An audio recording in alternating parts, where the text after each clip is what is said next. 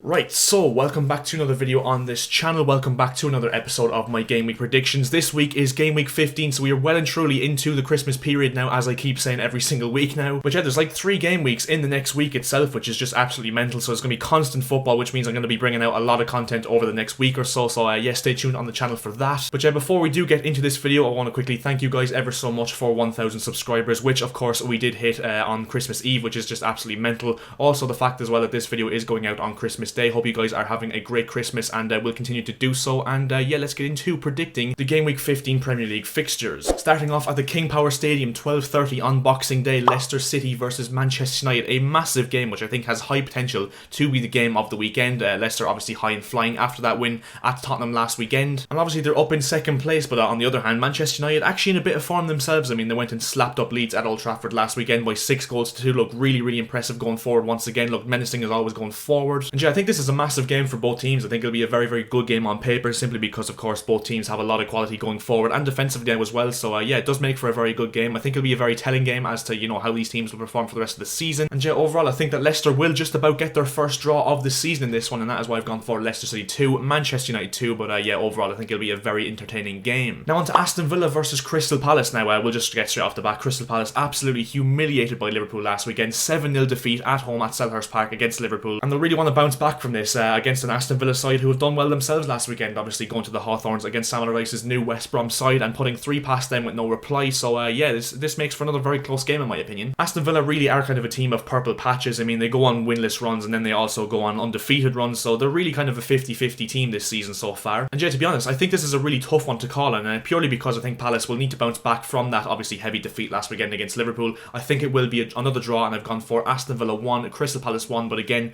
another game that could go essentially either way. Now on to Fulham versus Southampton. Now of course, as you guys know, I keep saying this every single week, I do rate this Fulham side. I think they play some very good football and they have shown some mad form in the last few weeks. They picked up 3 draws in a row, which isn't too bad. They're starting to pick up points here and there. Southampton have been absolutely incredible so far this season, and yes, they were put back down to earth last weekend against Manchester City at St Mary's, but they're still up in 6th place in the Premier League, doing really well. However, they are missing a few players this weekend, like Danny Ings, who was injured, and Oriol Romeu, who is suspended for this one. And to be honest, I think this will be a relatively entertaining game because of course it is 2 sides that play good brand of football, and also Southampton have shown in the past that they can cope without Danny Ings, and that's why I think this will be yet another draw, and I've gone for Fulham 2, Southampton 2. Now on to the game of the weekend, Arsenal versus my club Chelsea. Now a really interesting game here because of course Arsenal, they haven't won since November 1st when they beat United at Old Trafford, and since then they've been just absolutely, it's the worst I've ever seen an Arsenal team perform in my lifetime. Mikel Arteta is of course on the brink of the sack, and of course if Chelsea do win comfortably, you'd have to say that Arteta is really looking, you know, strong for the sack if I'm being perfectly honest. Chelsea back to winning ways against West Ham, a comfortable enough 3-0 win. I say comfortable, but it wasn't really a comfortable game after those 2 defeats to Everton and Wolves. So yeah, back on track for us now. But for some reason, you know, Chelsea of course missing Ben Chilwell, Reece James, still missing Hakim Ziyech, and probably Callum Hudson-Odoi as well. So we are missing a lot of width, and I just feel like Arsenal fans will get the performance they wanted, and for some reason I can't see Chelsea winning this, and that is why I've gone for a pretty boring game here. I've gone for Arsenal 0, Chelsea 0, because of course most of the big games this season have been boring 0-0 draws, and I just feel like this one will be the same if I'm honest. Now on to the game at the Etihad between Manchester City and Newcastle. No doubt the most one-sided game on paper going into this weekend of football, because City of course will control the entire game. Newcastle will literally just sit back and park the bus and hope that City don't put too many past them. Newcastle have been really underwhelming in recent weeks, and for the whole season if I'm being perfectly honest, and in my opinion they're probably dark horses for relegation. I mean, I know a lot of people don't think that, but they're really poor, I have to say. But to be honest, I think most people, including myself, can see a comfortable City win here. I think if they don't go conservative, you know, Rodri and Gundogan, or even Rodri and Fernandinho in the hole, if they go for someone like Rodri, Foden and De Bruyne in the midfield, I think they should absolutely stick a load past Newcastle, but I think they will go conservative, and that is why I've gone for Manchester City 3, Newcastle 0. Now on to Sheffield United versus Everton. Now Sheffield United of course did pick up only their 2nd point of the season at the Amex last weekend against Brighton, and to be fair to them, did actually show a bit of graft, a bit of fight in there as well. So yeah, they will be looking to bring that graft and that fight into this Everton game, and Everton of course have been pretty good in recent weeks as well. Got back to form with a few wins here and there after, you know, a really poor period between October and December. And Everton of course have found a way now with playing without their key players that are missing, like Lucas Digne, Seamus Coleman, James Rodriguez, Alan now as well. I'm not gonna lie, I can see them resting Dominic Calvert-Lewin for this one because Ancelotti has already said over the Christmas period they'll have to rest him for at least 1 game. I think this will be the game, and to be honest, I think Sheffield United will catch Everton on a bit of a bad run at the moment because I think they showed so much fight last weekend. I think they'll get another point in this one. I think it'll be Sheffield United 1, Everton 1, but as I said, wouldn't surprise me whatsoever if Everton did win this one, if Calvert-Lewin of course did start the game. Now on to Leeds versus Burnley at Elland Road. Of course, Leeds absolutely dispatched by Manchester United last weekend by 6 goals to 2. They were really exposed last weekend, if I'm being perfectly honest. Thankfully for them though, they're playing against a lot more of a defensive conservative side this weekend in Burnley, and I'm not going to lie, I think Burnley are the ultimate team Leeds could play this season, because of course Leeds with their expansive, fast-paced, energetic brand of football, I think it'll be way too much for Burnley, and I wouldn't be surprised if Leeds did some absolutely massive damage to Burnley on Boxing Day. Burnley themselves though did get a very good win last time out at Turf Moor against Wolves, and although I can't really see them getting hammered, I really can't see Leeds losing this one whatsoever, and that's why I've gone for Leeds United 2, Burnley 0, but to be honest, I think it could be a lot more if Leeds are on their day. Now onto the game at the London Stadium between West Ham United and Brighton. Now Brighton, in fairness, not doing as well as most people thought they would do. I mean, they're nearly in the relegation zone at this moment in time. They really just can't buy a goal to save their lives at the moment. Yeah, they simply do not score enough, and on the other hand, West Ham just really solid this season, as we keep saying every week, really solid defensively especially, so West Ham are probably the one team that Brighton would not want to play against at this moment in time. And yet, to be fair, I think this is another one of those games that could potentially go either way, but I'm going to use my logic for this one, and logic is telling me that West Ham will not, lose this game. They will keep a clean sheet in the process, and that is why I've gone for West Ham 1, Brighton 0, simply because it just feels like an easy option to go for with the fact that Brighton can't score, and West Ham don't really concede a lot, so yeah. Now onto the game at Anfield, the only game this weekend, unfortunately, with 2,000 fans at the game, and that is Liverpool versus West Bromwich Albion. Now, Liverpool, of course, as I said earlier on in the video, 7-0 against Crystal Palace last weekend, and definitely the performance of the season by any team in the Premier League, as you saw in that video if you watched it. I thought they were just absolutely blistering, and overall on paper you would probably say,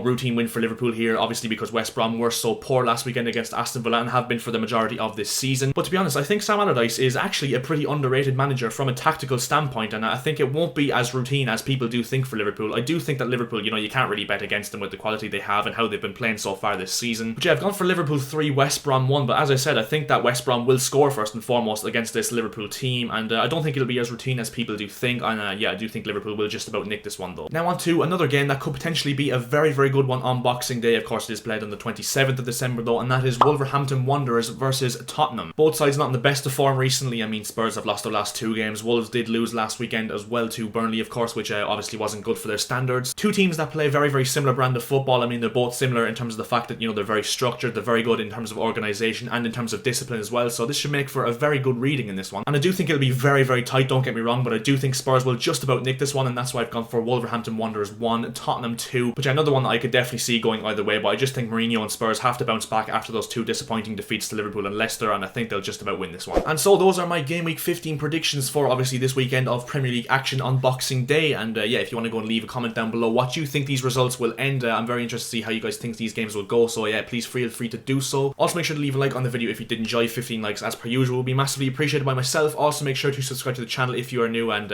obviously thank you guys so much for 1,000 subscribers once again, an absolutely monumental achievement for me, and I'll see you guys in my next video. See ya.